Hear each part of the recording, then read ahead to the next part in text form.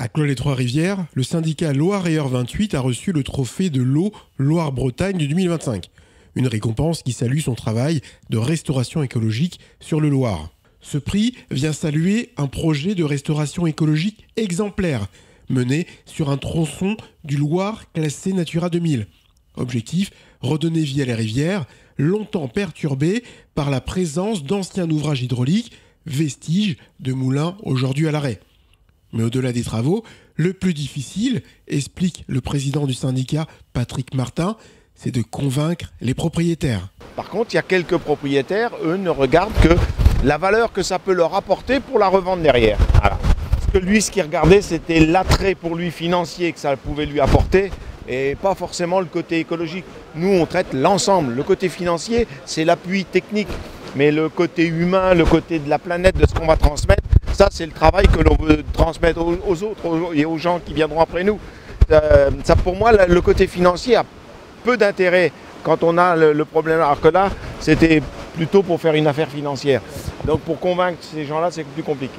Parmi les propriétaires concernés, Hubert Mauroy, propriétaire du moulin de Batreau sur la parcelle de la Rosière, il a accepté que les vannages soient retirés. Une décision qu'il ne regrette pas. Ce qui m'a convaincu, c'est déjà de ne pas avoir à s'occuper des vannages, parce que c'est une charge et qu'il n'y a plus personne. Mon père avait un garde, hein, mais moi je n'ai plus personne. Donc c'est une facilité. C'est une facilité pour moi. Et puis il y a l'amélioration de la qualité de l'eau et puis du paysage. Avant, quand on était dans le moulin, on n'entendait pas l'eau. Maintenant, on entend l'eau couler. Pour le conseiller régional Jean-François Bridet, ce type de projet rappelle que la propriété privée s'accompagne aussi de responsabilités envers la nature. On dit toujours qu'il y a un droit de la propriété, c'est très important en France, le droit de la propriété, je suis chez moi, je fais ce que je veux.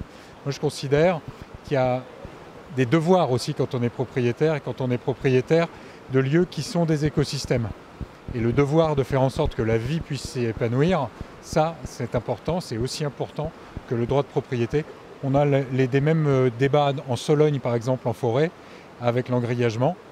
Et malgré le droit de propriété, le devoir c'est de laisser aussi les espèces librement évoluer dans les milieux. Sur ce secteur de 10 km de cours d'eau restaurés, la rivière a retrouvé son lit naturel. Et peu à peu, la faune aquatique et les roselières reprennent leurs droits.